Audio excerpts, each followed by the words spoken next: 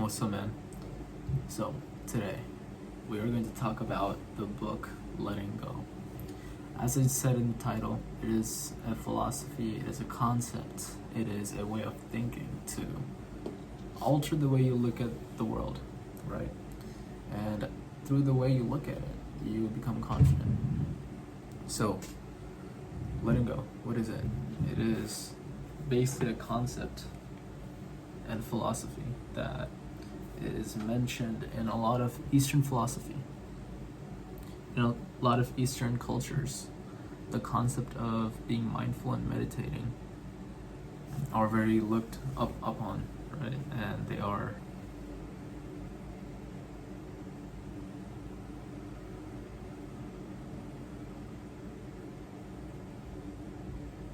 the main core beliefs of letting go are mentioned in this amazing book called Letting Go, The Pathway of Surrender by David R. Hawkins, right? And this book is very popular. It's not too esoteric, but it is a little bit niche.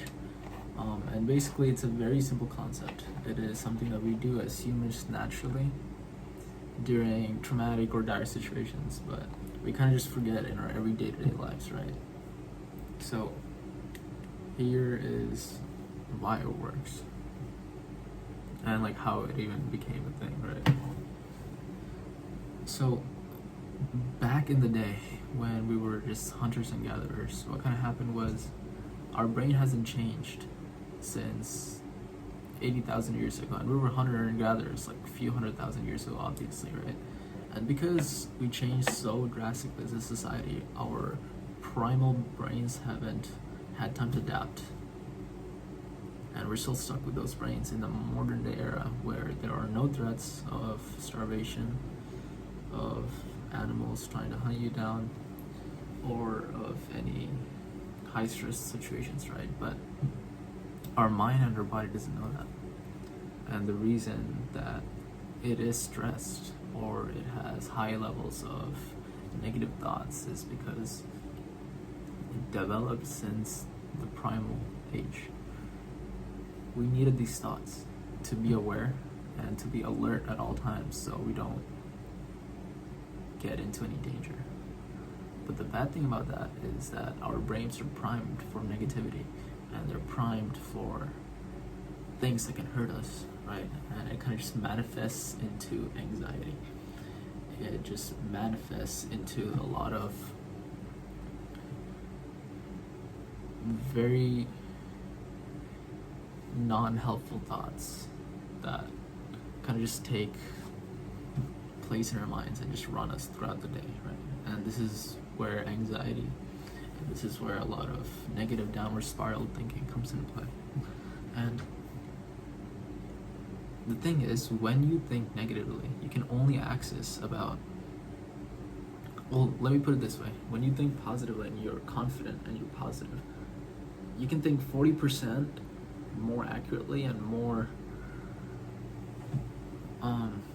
like you're just smarter. Studies have shown this multiple times. If you're in a positive state, you're 40%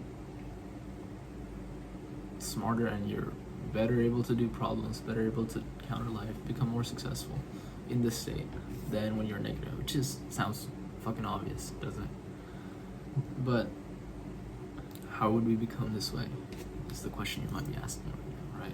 How would someone become confident, someone positive? It's not inherently built into us, right? But this is the power of letting go. This is the power of just surrendering, right? When you go through a traumatic situation, a lot of the times your brain goes into this mode of processing and letting go automatically, right? Let's say, for example, you go through a breakup or you lose someone that you love in your life. It's very traumatic, right? But what your brain kind of does to counter this is it takes that emotion, takes that thoughts, and it really starts processing them and letting them run in your mind, right? And you kind of have to surrender with this, right? Same thing that happens with, if you go search up a video about a polar bear releasing trauma. Like, it sounds so like stupid, but if you search for a video, you can see a polar bear that has been captured and has been released, right? But the polar bear doesn't know what's happening, and as soon as it gets released into the icy frost, right, it starts shaking on the ice. It literally starts like shaking, and after like 5 minutes, after the helicopter goes back, after dropping it off, it shakes it off. It shakes off all that fear, and it just goes about its day. It never happened, right?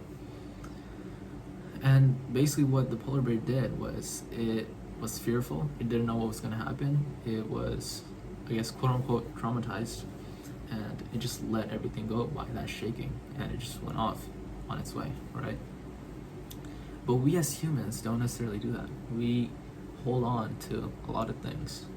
We hold on to a lot of traumatic emotions, and we don't know how to let go, and we just carry that over and over again.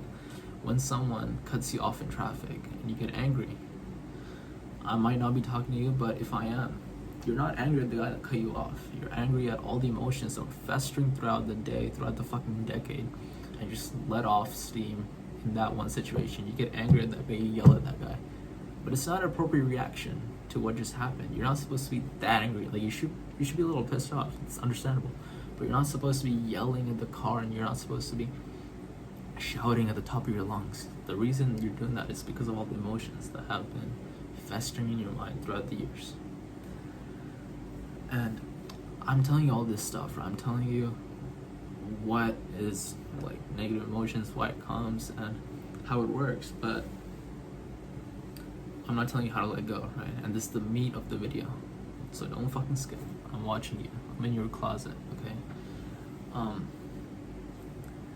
The way you let go are through two different ways. You can be mindful of your emotions, and you can meditate on them, right?